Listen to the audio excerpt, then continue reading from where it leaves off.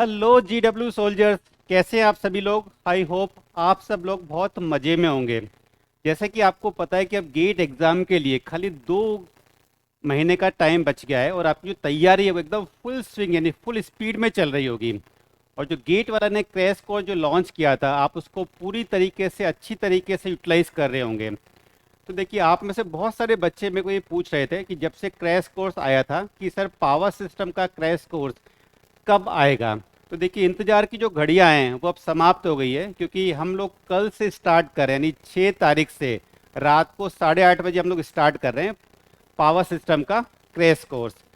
देखिए, ये जो स्लाइड आपको बता रही है ये आपकी दास्तान आपको कह रही है, you may love it, you may hate it, but you can't ignore it. यानी ये ऐसा सब्जेक्ट है, आप चाहें तो इससे मोहब्बत करें, आप चाहें तो इससे नफ़रत करें, लेकिन आप इसको इग्नोर नहीं कर सकते। क्यों नहीं कर सकते? क्योंकि पावर सिस्टम, मशीन और पावर इलेक्ट्रॉनिक्स, ये आपके 3 मेन कोर सब्जेक्ट हैं, और इसके बिना एक इलेक्ट्रिकल इंजीनियर का गुजारा कभी भी नहीं हो सकता। ठीक है, तो आप इससे चाहे मोहब्बत करें या नफ़रत करें, लेकिन आपको इसके साथ रहना ही है। मतलब ये पावर सिस्टम आपका जीवन साथी या जीवन संगनी है। तो दोस्तों याद रखिए, अगर आपको इसके साथ में रहना है तो क्यों ना इसको समझने के लिए ट्राई किया जाए, क्योंकि इसके बिना जब आपका गुजारा पॉसिबल ही नहीं है, तो इससे बेटर है कि इसको हम लोग समझने के लिए ट्राई करते हैं। तो इसको समझने के लिए ही कल से हम लोग स्टार्ट कर रहे हैं पावर सिस्टम का क्रैश कोर्स। तो अभी मैं नेक्स्ट 5 मिनट में आपको बताऊंगा कि इस क्रैश कोर्स के अंदर हम लोग कैसे प्रोसीड करेंगे।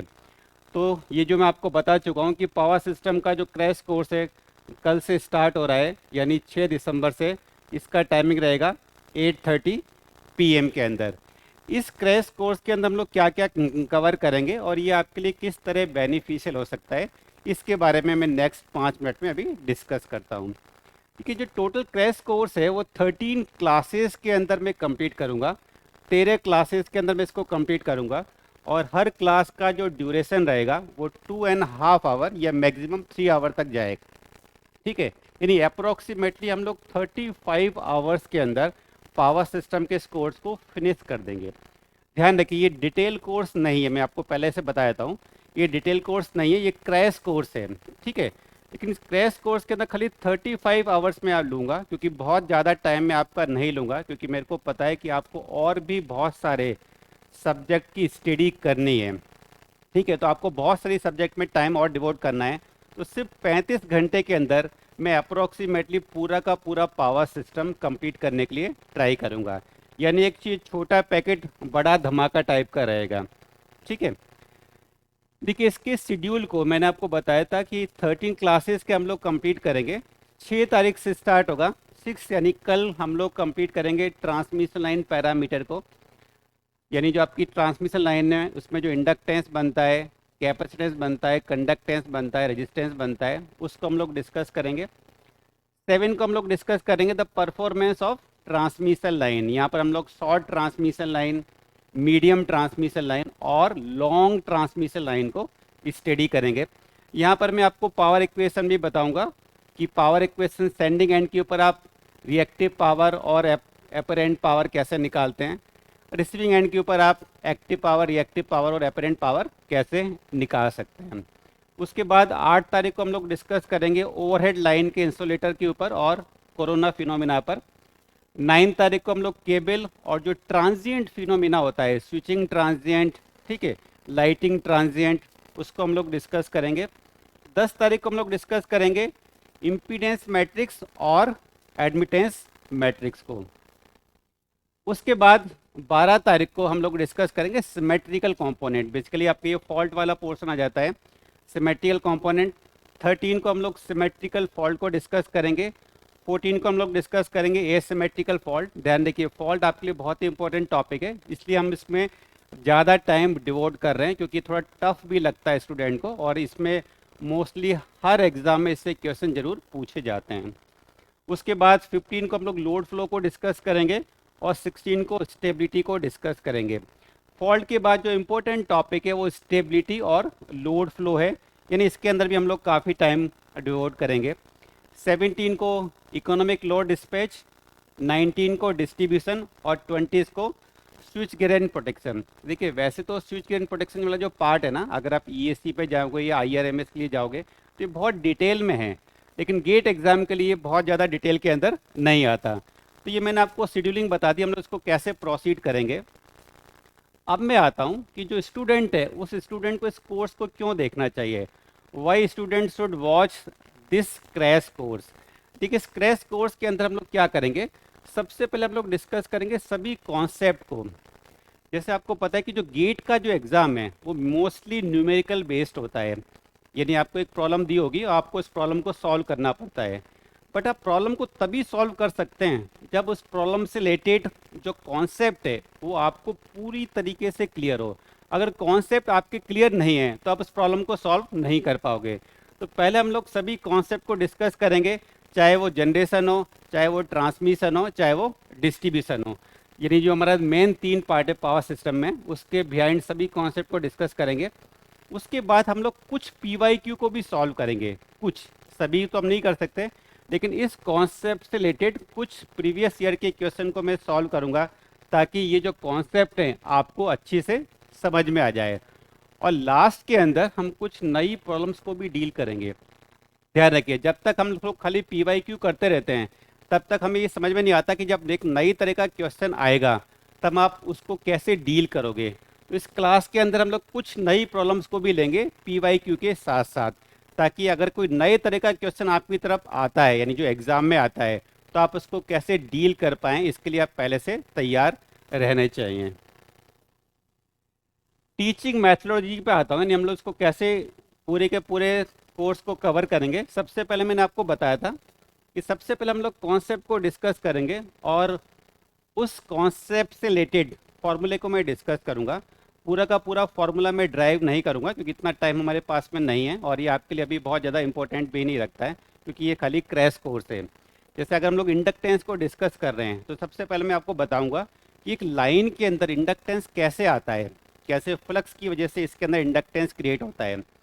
फिर इंडक्टेंस से रिलेटेड बहुत सारे जो फॉर्मूले हैं उसको हम लोग डिस्कस करेंगे कि सिंगल फेज वायर का इंडक्टेंस कैसे होगा, सिंगल 3 फेज वायर का इंडक्टेंस कैसे निकलेगा, 3 फेज के अंदर अगर इक्वल डिस्टेंस के अंदर कंडक्टर रखे हुए हैं तो उसका इंडक्टेंस क्या होता है, अगर अनइक्वल डिस्टेंस पे कंडक्टर रखे हुए हैं तो उसका इंडक्टेंस क्या होगा। ठीक है, तो पहले हम लोग फॉर्मूले को डिस्कस करेंगे। सेकेंड स्टेप हमारा आएगा solve the question based on this formula. आपको देखिए कभी कभी आपको पूरा का पूरा कॉन्सेप्ट आता है, नेक्स्ट स्टेप आता है the application of this concept in the problem solving. यानी पहले अगर आपको कॉन्सेप्ट पता भी है लेकिन अगर आपको प्रॉब्लम सॉल्विंग नहीं आती तो आप एग्ज़ाम को क्लियर नहीं कर सकते। यानी आप इन नॉलेज को जो आपके पास में है, इस नॉलेज को नई तरह की प्रॉब्लम को सॉल्व करने में कैसे यूटिलाइज करोगे, इसको हम लोग डिस्कस करेंगे। यानी इन कॉन्सेप्ट के ऊपर जो बेस्ड है उन प्रॉब्लम्स को हम लोग नई तरह की प्रॉब्लम को सॉल्व करने के लिए ट्राई करेंगे। इसके बाद ये थर्ड बहुत इंपॉर्टेंट चीज़ है, नो डाउट हम सब तरह के क्वेश्चन तो नहीं कर पाएंगे क्योंकि 35 आवर्स का मेरे पास में टाइम है, लेकिन मैं आपको बता दूंगा कि इन फॉर्मूले से रिलेटेड और किस तरह के क्वेश्चन और आ सकते हैं एग्ज़ाम के अंदर। उससे फ़ायदा क्या होगा, जब आप एग्ज़ाम में अपियर होगे तो आपको ये नया नहीं लगेगा, आपको पता लगेगा कि यहाँ सर ये बता चुके थे कि इस फॉर्मूले के ऊपर इस तरह के क्वेश्चन और बन सकते हैं। हम लोग ये बता देंगे कि इस फॉर्मूले के ऊपर किस किस तरह के और नए तरह के क्वेश्चन यहाँ पर बन सकते हैं। उसके बाद जो सबसे इम्पोर्टेंट चीज़ है कि मैं आपको ये भी बताऊंगा कि इस पर्टिकुलर क्वेश्चन में मोस्टली स्टूडेंट कहाँ कहाँ पर मिस्टेक करते हैं। अपने एक्सपीरियंस के अकॉर्डिंग मेरे को पहले से पता होता है कि बच्चा किस किस जगह पर सिली मिस्टेक करता है। ये ज़रूरी क्यों है, देखिए ये आपकी अल्टीमेटली आपकी रैंक को डिसाइड करता है।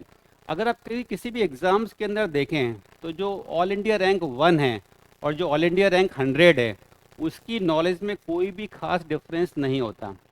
अब वो 1 रैंक कैसे लेके आ गया, क्योंकि उसने वहाँ पर सिली मिस्टेक नहीं की थी, और एक दूसरे बच्चे की 100 रैंक तब आ गई है क्योंकि उसने कुछ सिली मिस्टेक कर दी।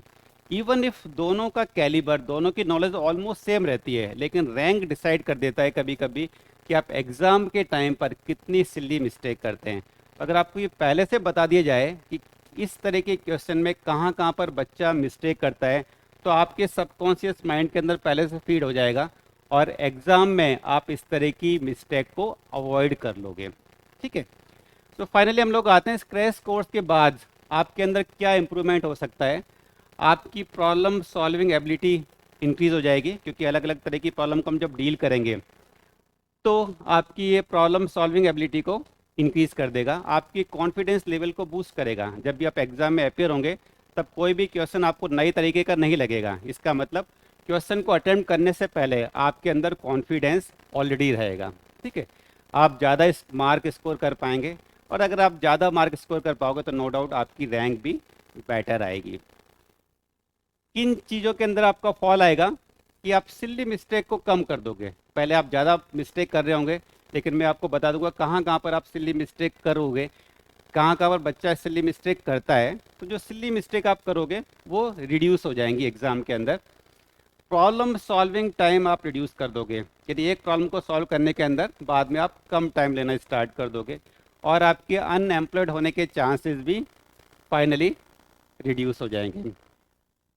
तो देखिए ये एडवांटेज होगा इस क्रैश कोर्स का। तो इस 5 मिनट के अंदर मैंने आपको बताया था कि आपको ये कोर्स क्यों ज्वाइन करना चाहिए और ये आपके लिए किस तरह फ़ायदेमंद हो सकता है। तो ठीक है, मैं आपको कल मिलता हूँ इसी चैनल पर रात को 8:30 बजे।